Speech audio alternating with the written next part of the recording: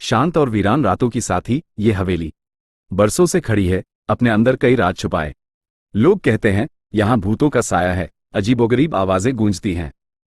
लेकिन क्या सच में इस हवेली में कोई डरावना रहस्य छुपा है? एक रात 4 दोस्त रिया, विक्रम, अंजलि और राहुल इस हवेली के पास से गुजर रहे थे। जिज्ञासा और थोड़ी मस्ती के मूड में उन्होंने हवेली के अंदर जाने का फैसला किया। मुझे थोड़ी घबराहट हो रही है, लेकिन ये रोमांचक भी है। डरने की कोई बात नहीं है, ये सब मन का वहम है। चलो देखते हैं क्या होता है। अरे बाप रे, ये क्या हुआ? शांत रहो, शायद हवा का झोंका था। हवेली के अंदर का माहौल अजीब था। हवा में एक ठंडक थी और दीवारों पर पुरानी तस्वीरें ऐसे लग रही थी जैसे उनकी आंखें उन्हें देख रही हों। हर कदम पर एक अजीब सी खामोशी थी जो किसी अनहोनी का संकेत दे रही थी।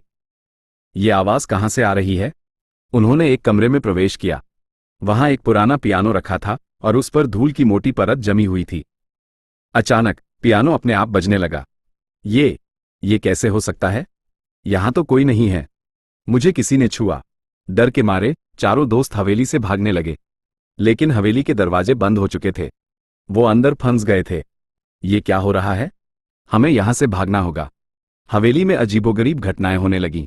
कुर्सियां अपने आप हिलने लगी, तस्वीरें दीवारों से गिरने लगी। एक डरावनी हंसी हर तरफ गूंज रही थी। वो देखो, एक भूतिया आकृति उनके सामने प्रकट हुई। उसकी आंखें लाल थी और उसके चेहरे पर एक भयानक मुस्कान थी। ये सच में भूत है। चारों दोस्त अपनी जान बचाने के लिए भागे, लेकिन भूत उनका पीछा कर रहा था। हवेली के अंदर एक अजीब सा चक्रव्यूह था और वो उससे बाहर नहीं निकल पा रहे थे। अचानक रिया ने एक दीवार में एक गुप्त दरवाजा देखा। उन्होंने उस दरवाजे को खोला और अंदर घुस गए। वो एक लंबी सुरंग में पहुंच गए। सुरंग के अंत में एक रोशनी दिखाई दे रही थी। वो सुरंग उन्हें एक नदी के किनारे ले गई। नदी के पार एक नाव खड़ी थी। चारों दोस्त नाव में बैठकर नदी पार करने लगे, लेकिन भूत अभी भी उनका पीछा कर रहा था। जैसे ही वो नदी के दूसरे किनारे पर पहुंचे, भूत गायब हो गया।